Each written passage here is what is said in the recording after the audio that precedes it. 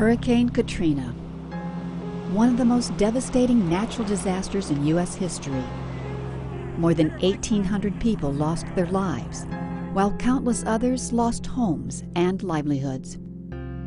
5 years later, the waters have receded, but Katrina's legacy remains. Why did Katrina become a Category 5 storm in the Gulf of Mexico, and what made it weaken before landfall? It's questions like this that NASA researchers hope to answer this hurricane season. The Genesis and Rapid Intensification Processes mission, or GRIP, is a field experiment that looks at how tropical storms form and develop into major hurricanes.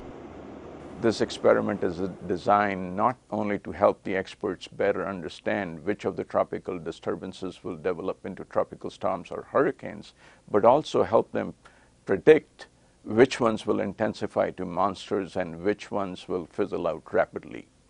During the 2010 hurricane season, NASA deployed its piloted DC-8 and WB-57 and unmanned Global Hawk aircraft in a massive effort to collect as much data as possible, arming hurricane researchers with the information needed to predict the growth and intensification of hurricanes. With the DC-8 and in particular the wind LiDAR, we're going to get continuous wind measurements in the environment of the storm, something that we've never been able to get before. With the Global Hawk, the expectation is that because of its 30-hour flight duration, we're going to be able to be out over storms for up to 20 hours or so, which is about 2 to 4 times longer than what we'd be able to do with conventional aircraft. When you're out there only getting very brief looks for short periods of time, it's very easy to miss those critical events. And so with GRIP, we think we have a very good chance of being able to see those processes much more easily than we've been able to do in the past. Each aircraft brings its own set of expertise. The DC-8, stationed in Fort Lauderdale, carries NASA researchers into hurricanes, allowing them to study the storm from the inside out.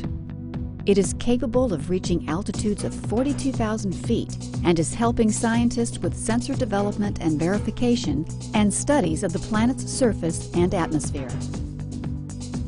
The Global Hawk, this remotely piloted aircraft stationed out of California, is capable of flying at 60,000 feet and is providing information on lightning, wind speed, and other environmental factors in a tropical cyclone. The WB-57, stationed in Houston, Texas, is a high-altitude, piloted airplane capable of reaching the dizzying heights of 65,000 feet. Its instruments retrieve data on the upper atmosphere. This fleet of specially outfitted aircraft will give researchers an unprecedented look inside the mechanics of storms. The benefit of studying hurricanes with so many instruments at once is that it gives us a more complete description of the atmosphere, both within the storm and in the environment. Within the storm, we want information not only on the winds within the storms, but also the temperature, humidity, and precipitation in the eye wall, and the rain bands. All that information is critical to understanding how the storms evolve. GRIP will also gather data from a much higher vantage point, outer space. The TRMM, Aqua, Terra, and CloudSat satellites provide data to scientists on Earth, giving them a comprehensive look at storms from different perspectives. GRIP is designed to take the latest technologies that NASA can bring to bear.